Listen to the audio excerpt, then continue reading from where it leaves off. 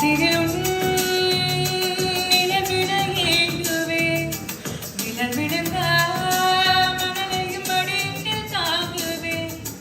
உலகென்னை இழுத்து என்னை விடுத்து நூலாடை கொடி விரல் இடையிடை உருக்கும் ரோஜா உன் பேர் மெல்ல நான் சொன்னது என் வீட்டு ரோஜாக போக்கின்றன ஓர் நாள் உன்னை காணாவில் எங்கே உணர்வென்று கேட்கின்றன